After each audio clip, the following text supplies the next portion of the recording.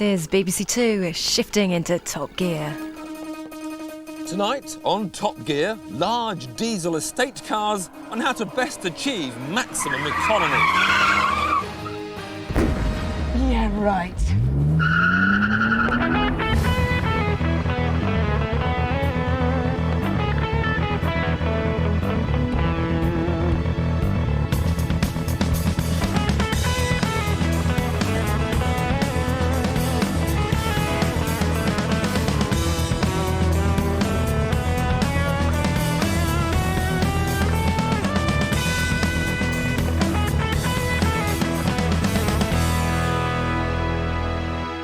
What Tiff is trying to say is that tonight Top Gear is all about roadsters, plus the working class hero, Ford's new Transit, and the Astra Coupé. Is it lamb or is it mutton? Roadsters, the epitome of what makes driving great. Fast, stylish and just enough room for you and your loved one. Well, your current one anyway. And we kick off with the absolutely stunning Audi TT, complete with improvements. When I first drove a TT, I actually pointed out that I'd noticed an unexpected degree of body sway, although I didn't predict the tragic consequences this would have when pushed right to the limit. The TT story took a wrong turn after a series of high-speed fatalities, and that handling issue forced Audi to recall them for some very costly modifications. And this is the revised version of the TT, designed, Audi say, to make the limit more predictable. It's now got a fancy pants ESP anti-skid system, greater suspension control, and, oh yes, this little spoiler. But I'm afraid it's a case of spoiler by name and by nature, because the TT's bottom has instantly lost its patability. Let's hope the other modifications haven't marred anything else. Stiffer anti-roll bars front and rear, plus stiffer damping have been fitted to reduce that excessive roll. At normal speeds on public roads, it's hard to say what this has done. It doesn't instantly feel any better, or for that matter, any worse. So in order to see if those modifications have worked, what we need are the wide open spaces of a test track.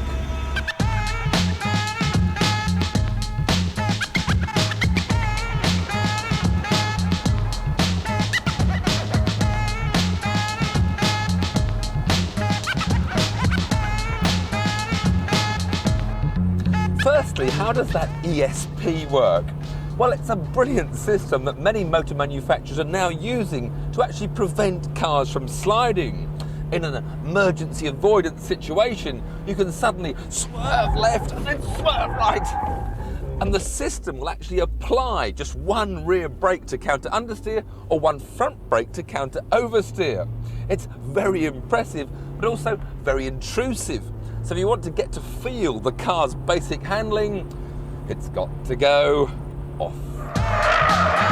The original TT would pitch into a big understeer or fall into lift-off oversteer, but the stiffer suspension has made the car much tauter, brought more feel into the steering, made it more neutral. By making the TT idiot-proof, they've actually made it into a better handling car.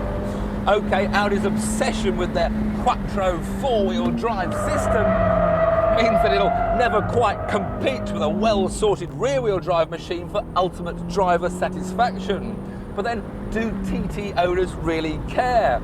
This is a stonkingly good-looking machine with a stunning interior. The question is it worth the £32,000 price tag?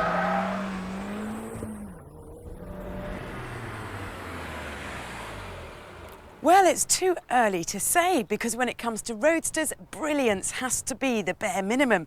And later on, we'll be taking a serious look at its seriously drop-dead, drop-top competition.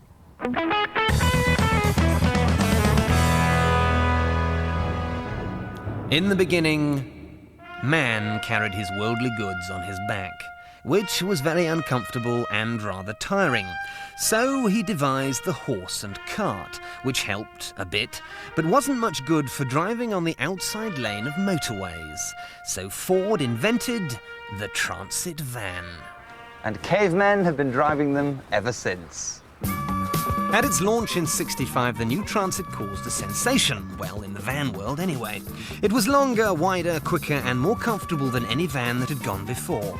Its ability to discreetly carry half a dozen shooter-toting criminals and sacks of cash made it the ideal getaway van. In 1972, Transits were used in 95% of all bank jobs, and it was quickly dubbed Britain's most wanted van. The police weren't slow to get in on the act either.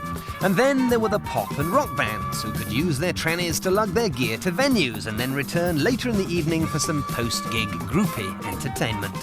All of which has helped the Transit become the generic term for van, now outselling its closest competitor by a margin of 4-1.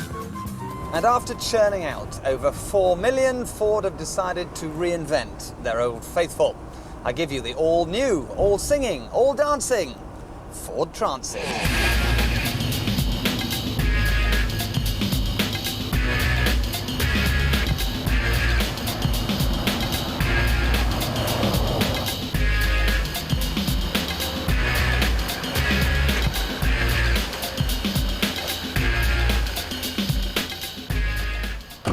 And even though this is a new design, Ford have had the good sense to keep the features that Transit drivers know and love so well, like these very special Park Anywhere diplomatic immunity hazard warning lights.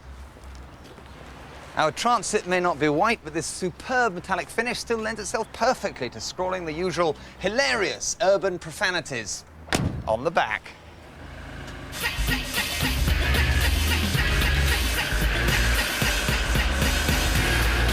And it doesn't end there.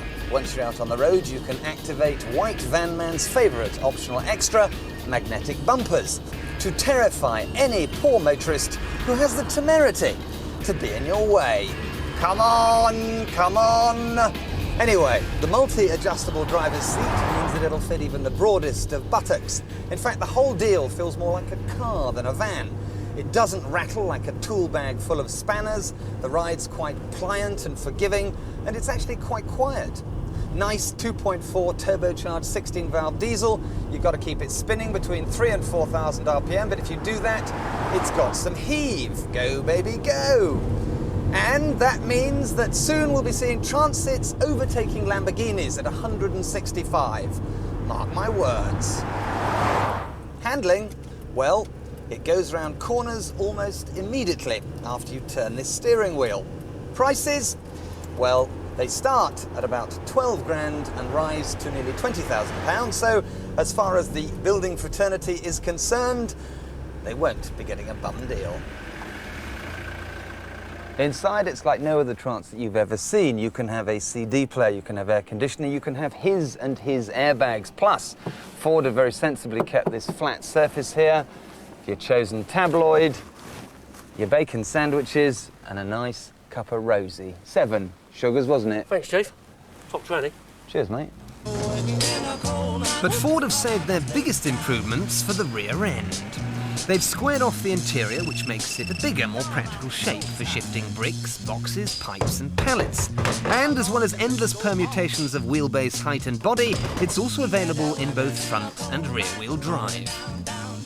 So, if a low loading height is what you're after, you can opt for front-wheel drive. But if heavier stuff is more up your street, then the rear-wheel drive is probably for you. So not content with improving their cars beyond all recognition, Ford have done exactly the same thing to Britain's best-loved van. And I have to pronounce it a great success.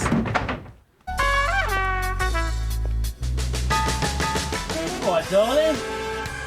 But no matter how sophisticated and refined the Transit has become, it's fair to say that at least some of those who drive them haven't changed at all. How predictable, how Transit.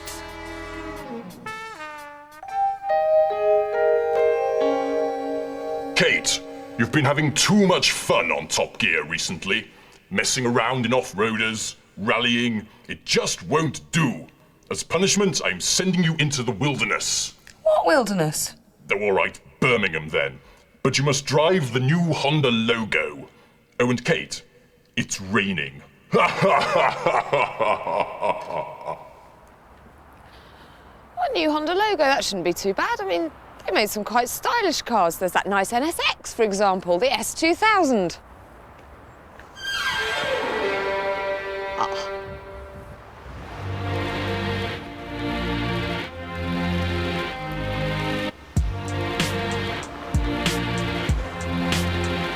This is Honda's new entrant into the town car bun fight, and it's up against some stiff competition, like the Fiat Punto and the splendid new Skoda Fabia. But they look chiselled and dynamic, whereas this is just bland and boxy. Frankly, it looks like a grandma's gadabout, and if you're under 80, you're going to be embarrassed to be seen in it. God, there's someone I know. Ooh.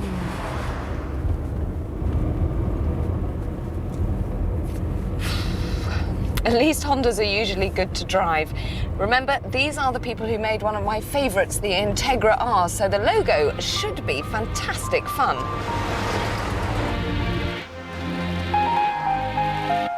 Except it's not. Sure, the controls are all super light, so it is about as strenuous to drive as flicking through a magazine, but everything's so horribly vague and wispy. The steering's slack, the gear changes are sloppy, and there's this nasty, rough, unenthusiastic engine. Nope, there's no techno-headed VTEC trickery here. This is a migraine in waiting if you thrash it. But it's not all bad news, because the logo comes fully loaded with air conditioning, ABS and 2 airbags, all yours for around £9,500. On the other hand, you do have to put up with this dash, which is greyer than an insomniac's complexion and has these horrid orange instrument markings. Honestly, you'd think it was still the 80s.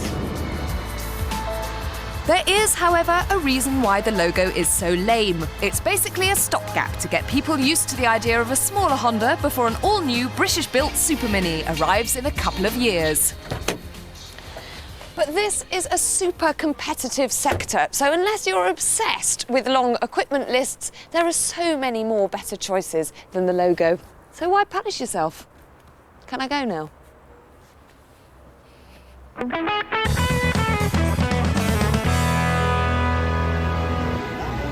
Earlier we saw that the new improved Audi TT is indeed a better car than the original. But how does it stand up against the rest of the Roadster rat pack? Well, for around £30,000 they come in all shapes and sizes, starting with the Honda S2000. 28.5 grand buys you a really focused piece of kit. The steering is lightning sharp, you've got kart-like handling, and the engine, oh, the engine. It's Honda's VTEC system, which is a rev addict's dream.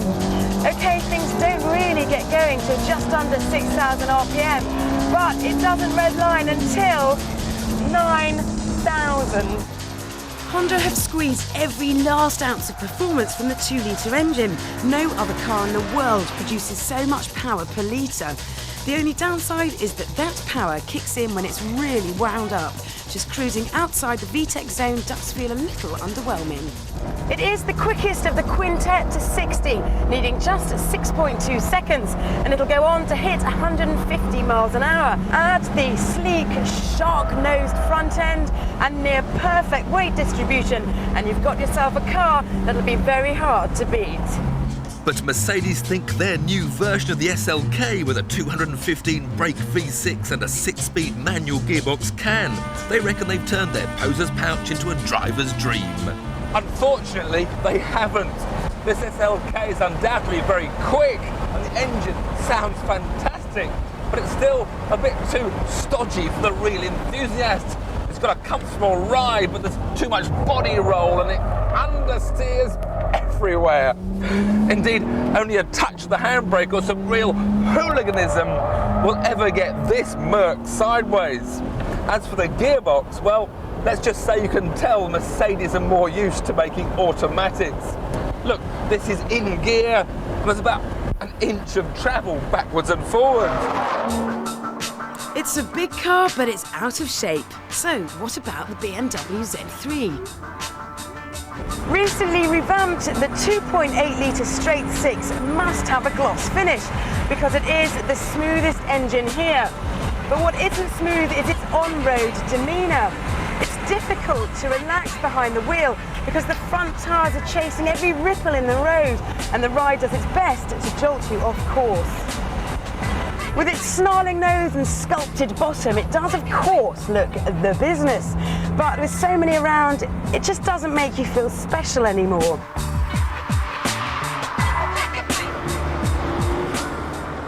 But it's not hard to recommend this, the Porsche Boxster. On the inside, you're nuzzled into your seat with these beautiful controls wrapped around you. Coupled to a consummate chassis, it provides the perfect platform from which to raid the road. This is the new 220 horsepower entry-level model. And it strikes a fine balance between sportiness and sophistication. The steering's superb, there's traction control to ease your mind if you simply want to sit back and cruise. But taken to a track with it switched off, it provides all the virtues of Porsche's racing pedigree. To be honest, there's so little to choose between them that it's difficult to pick a winner. The TT is the most beautiful, but it's just not quite involving enough for us. The BMW provides a real driver's challenge, but it's the only one here with less than 200 brake horsepower, and anyway, come July, the 3-litre will make this redundant. The SLK is a stylish long-distance cruiser, but even the new manual version is still too soft and soggy. Which leaves us with either the Honda or the Porsche, which we still haven't quite made up our minds on. So we're going to keep them for a little bit longer, see what they like to live with, and later we'll be taking them to the seaside to pick a winner.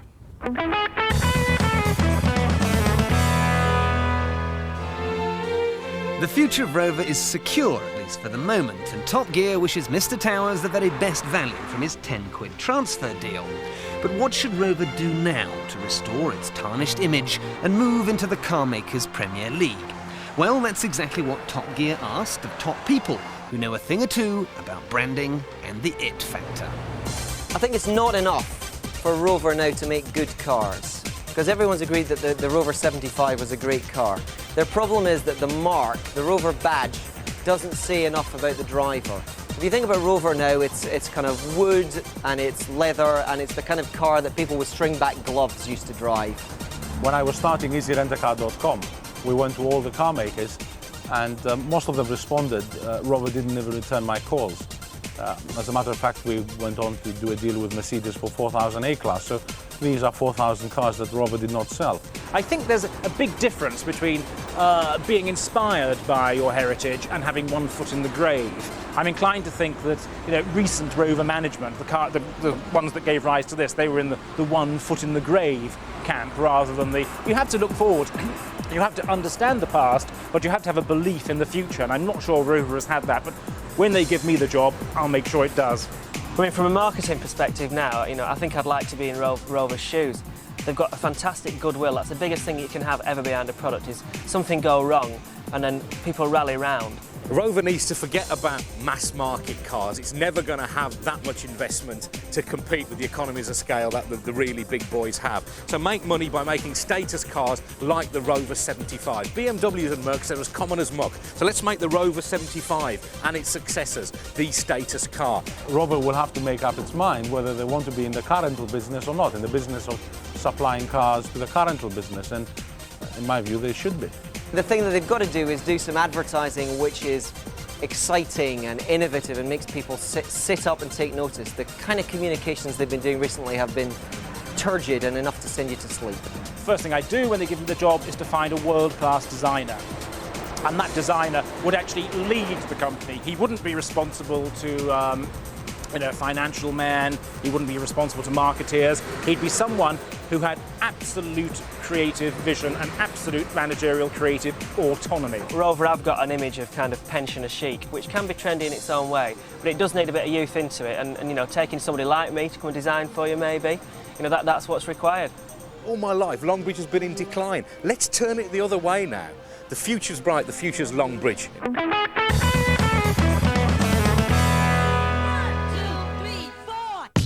Sex appeal, charisma, desirability. Some cars have it, some don't. The Vauxhall Astra has all the allure and sexuality of an old shoe. And that's because many years ago, Vauxhall took their entire styling department, put them in a lead-lined container and dropped them down a disused mine shaft, where they've stayed ever since. Until now, that is. The new Astra Coupé is the prettiest thing they've made in years.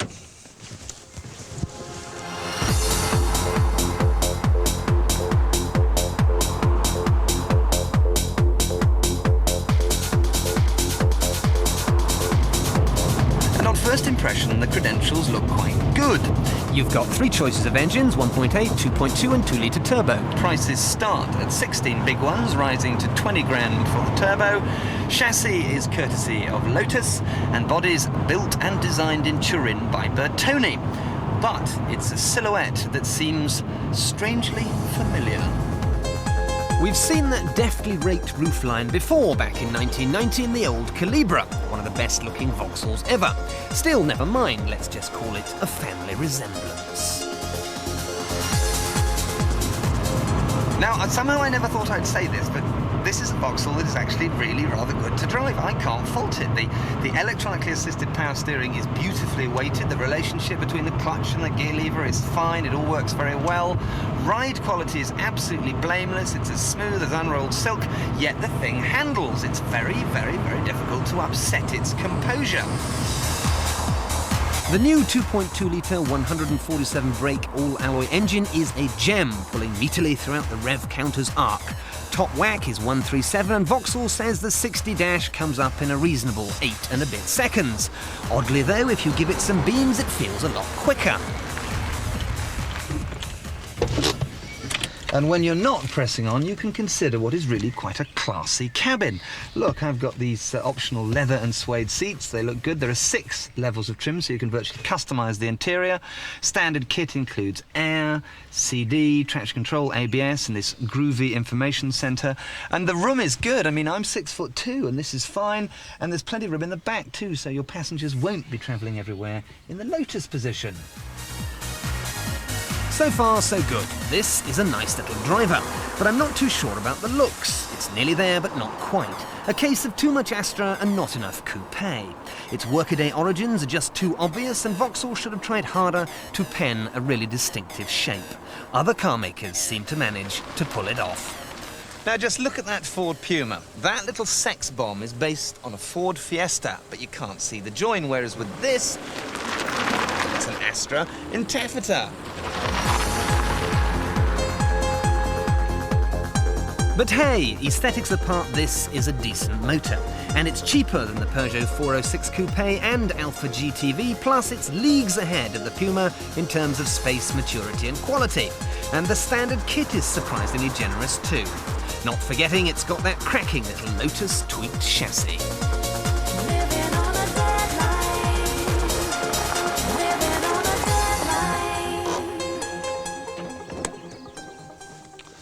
So, Luton's clever and couthy new Coupé may not be agonisingly pretty, but for a Vauxhall, it is a huge leap forward in the styling department.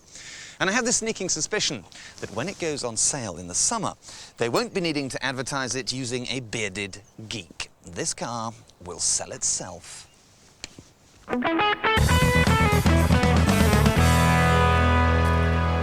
So we've whittled our 5 rocking ragtops down to just 2, the Honda S2000 and the Porsche Boxster. The Roadster is supposed to be the ultimate car for a cheeky weekend away, and we're having great fun here at the seaside, seeing which one best stands the tests of our trip. Like which roof goes up the quickest when it starts to rain. Ah, we're so cheap. Yep, it's the roof run. Without its tonneau on, the Honda's hood looks pretty scruffy, but that means it can go up in just 7 seconds, half that of the Porsche. And it's a similar story when the sun pops back out and your roof goes down again. First blood to the S2000.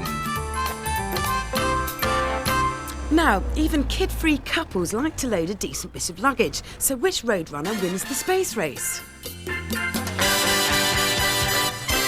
There's ample room for a couple of overnight bags and even a set of golf clubs in the Boxster.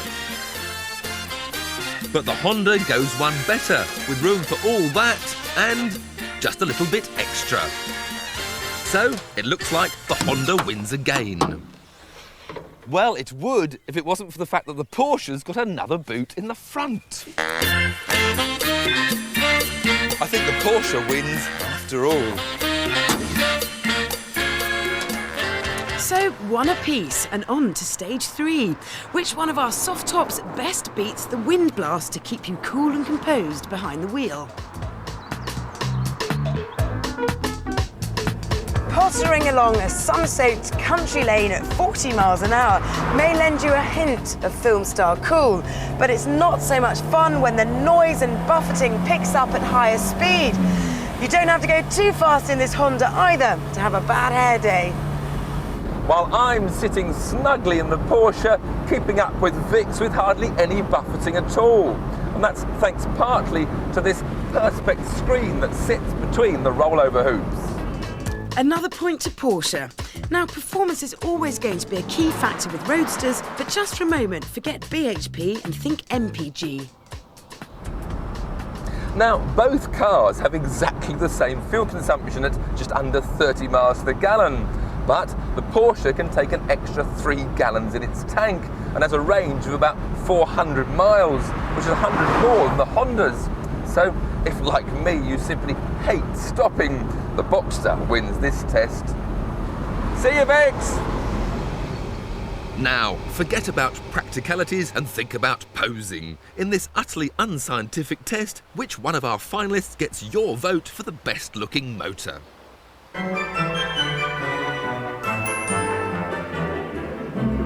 There is no doubt that Porsche is the car with keyring kudos, but there are nearly 6,000 now running on Britain's roads compared to just 700 Hondas. And that relative exclusivity is perhaps why our punters plumped for the S2000. And so at last, school's out for summer and our Roadsters are free to frolic and gamble at the seaside. But which one has passed out top of its class? The Honda is £3,000 cheaper. But the Porsche will go further on a tank full. The Honda does turn the most heads. Yes, but the Porsche's more practical.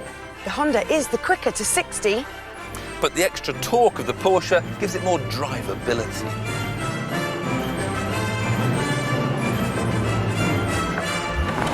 And it's that drivability that perhaps clinches it for the Stuttgart Stallion.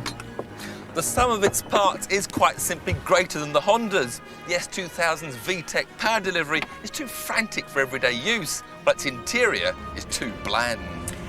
If you're going to live with a Roadster, then quite frankly, the Porsche is the class act. Fancy another swim? Oh, what about some sandcastles? Oh, we can collect some more seashells. Yes, we can.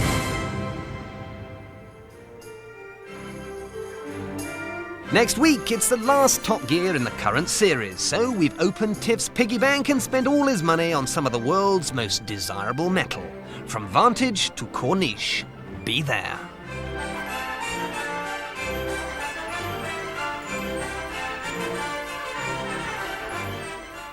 In half an hour, China's first sex clinic opens its doors in Dr. Chen's Sex Revolution.